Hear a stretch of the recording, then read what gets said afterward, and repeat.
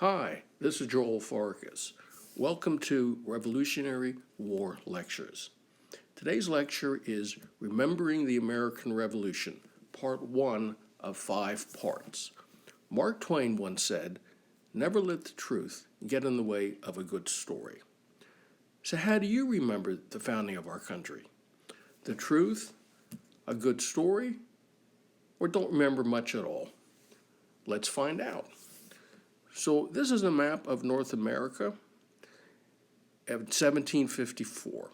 You can see the area controlled by Great Britain, of course the 13 colonies, the area controlled by France, and between those two you see where it says disputed.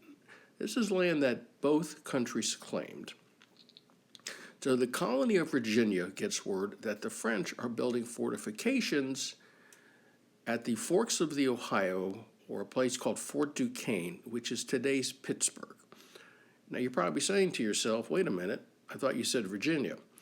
Well, back then, the boundaries between the colonies were not as exact as they are today, and there was actually overlap, and this is an example of that. Well, the colony of Virginia sent some of their militia to go to Fort Duquesne to tell the French that that's British property and they have to leave. So let's define militia. Militia are amateur, poorly trained, poorly equipped citizen soldiers. And this group of militia is led by a 21-year-old Major George Washington. Washington gets to Fort Duquesne. The French disagree. Washington returns to Virginia. The following year, Washington goes back. Now he has more men with him. There's a firefight. Men are killed. And this is the beginning of what we call the French and Indian War. Now, it sounds like the French are fighting the Indians, but it's actually the French and their Indian allies fighting us, the British. Remember, at that point, we're still British. Washington is driven back. The colony of Virginia requests and receives an actual army of over 2,000 men from Britain under a General Edward Braddock. And this is where we have a problem. You see, we have the British regulars, the most successful military force in the world, highly trained, fully equipped, and they have to fight alongside the militia, amateurs, poorly trained, poorly equipped. And the British have nothing but disdain, contempt for the militia, and they ridicule the militia mercilessly. And how did they do that? They do it with a song, Yankee Doodle. Okay, on the count of 3, I want you all to sing Yankee Doodle. Ready? 1, 2, 3. Yankee Doodle went to town, riding on a pony, stuck a feather in his cap and called it macaroni. I apologize for my singing. Now, I will bet most of you, quite possibly all of you, sang that song.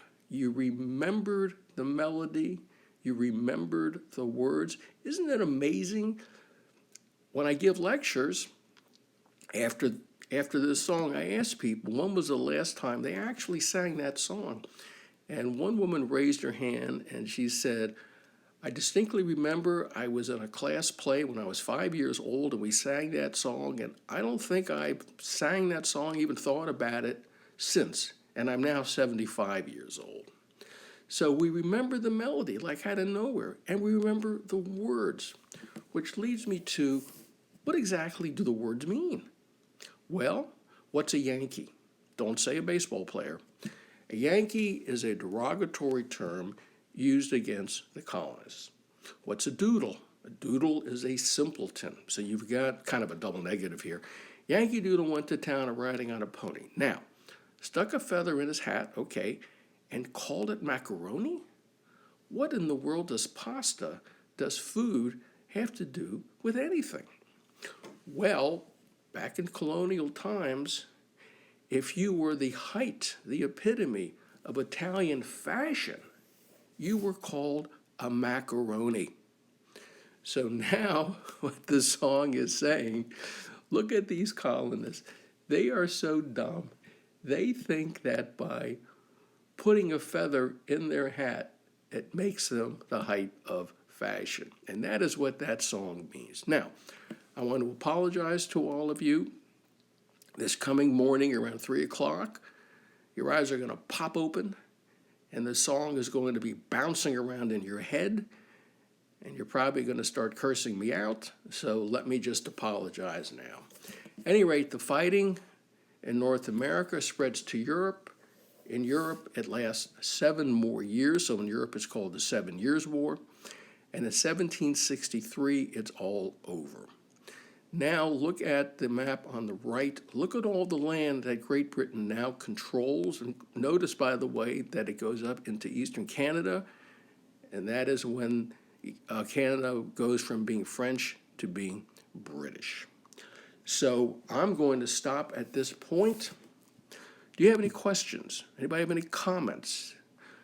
There is my contact information. Please contact me. I'd love to hear from you. Thank you for watching, and I hope to see you again soon.